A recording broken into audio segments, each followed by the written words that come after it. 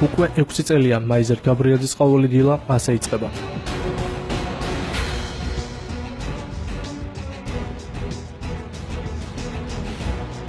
საზღვარზე გასვლამდე უფროსისგან დავალებას იღებს. Თქვენი ყოფებით დაწერილი სასაზღვრო გზაში ქვეითი პატრული დასაცავი მონაკვეთის მარცხენა ფლანგზე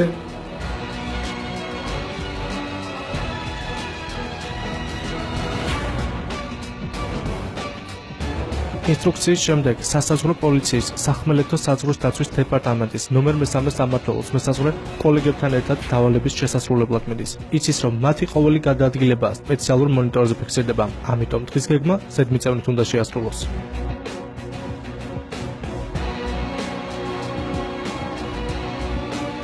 მესაზღვრეების ორი ეკიპაჟი ახლა წითელი ხიდის მიმდებარედ საქართველო-აზერბაიჯანის საზღვრის ერთ-ერთ მონაკვეთზე პატრულირებს. აქ ჩვეულებრივ ავტომობილს კვადროციკლი ანაცვლებს. რელიეფიდან გამომდინარე, ეს სატრანსპორტო საშუალება უფრო მოსახერხებელი და პრაქტიკულია. წელიწადის 4-ვე სეზონზე ქართველი მესაზღვრეები ამ ტერიტორიაზე სახელმწიფო საზღვრის 10.5 კილომეტრიან პერიმეტრს 24 საათის განმავლობაში აკონტროლებენ.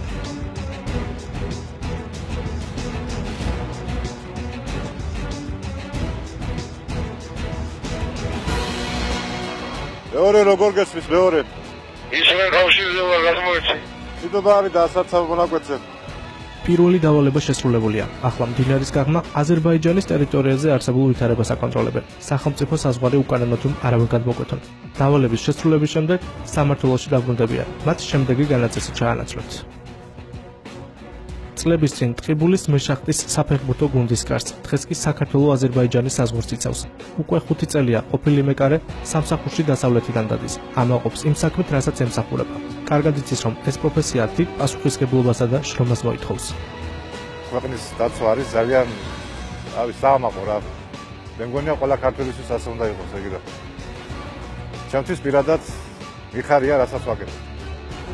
არაერთი ფაქტი ახსოვს, როდესაც საქართველოს საზღვარი უკანონოდ გადმოლახეს. ყველა მათგანზე შესაბამისი რეაგირება მოხდა.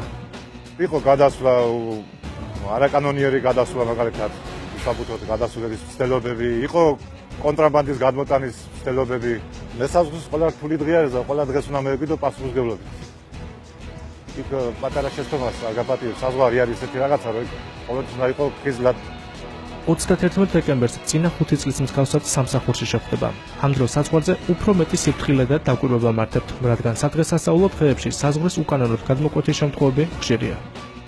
ამ 5 წლის განმავლობაში არც ეჯერა ყოფილა ის შემთხვევა, რომ საკუთარ ოჯახში შეხვედრილიყავი ახალწელს. ყოველთვის ვიყოფებით საზღვარზე და ახალი წელი ისეთი დღესასწაული არის მესაზღვრისთვის, ეს დღე არის უფრო მეტი დაძაბული. ვიდრე სხვა დღეები, იმიტომ რომ როდესაც არის რელიგიური დღე არის, ამას სარგებლობს არა მოსულნეები და მესაზღვრის უფრო მეტი ყურადღება და საქმე ჭირდება იმისთვის, რომ შეასრულოს თავის მოვალეობა საზღვარზე. ეს სასაზღვრო პოლიციის სახმელეთო საზღვრის დაცვის დეპარტამენტის ნომერ 3 სამმართველოს სექტორია. თანამედროვე ნაგებობა რამდენიმე წელი აშენდა და ყველა საერთაშორისო სტანდარტს აკმაყოფილებს. ეს ვალესია გერმანული ჯიშის ნაგაზი.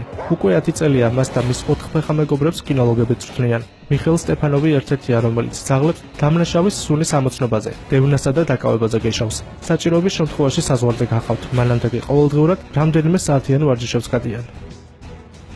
ეს არის უკვე 7 წლისა, 2-3 წლის მერე უკვე გამოვა სამსახურიდან და მაგის-მაგივრად დადგება ეს ახალგაზრდა ძაღლი, რომელიც არის 20 წლისა უკვე.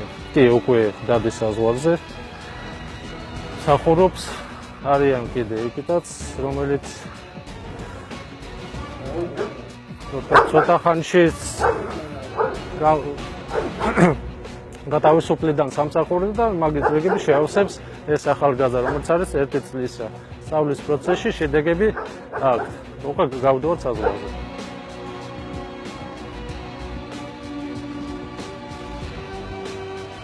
წითელი ხიდის ნომერ 1 სასაზღვრო სექტორზე წითელი ხიდი შტატით ირიცხება 28 მოსამსახურე, ყოველდღიურად 15-დან 20-მდე მოსამსახურე ასრულებს ყოველდღიური საზღვრის დაცვის გეგმის შესრულებას.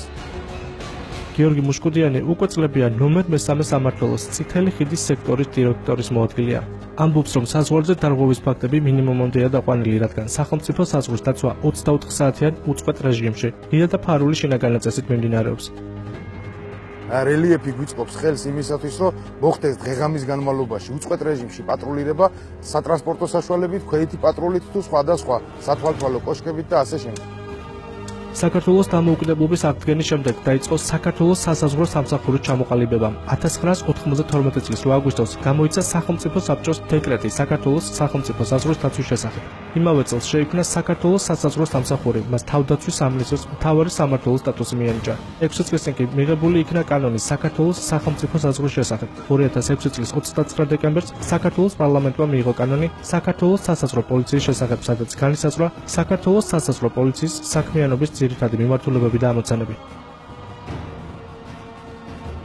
საქართველოს შინაგან საქმეთა სამინისტროს, სასაზღვრო პოლიციის, სახმელეთო საზღვრის დაცვის დეპარტამენტის თანამშრომლები 1839 კილომეტრიან სახელმწიფო სახმელეთო საზღვარს კვირაში 7 დღე 24 საათიან რეჟიმში აკონტროლებენ.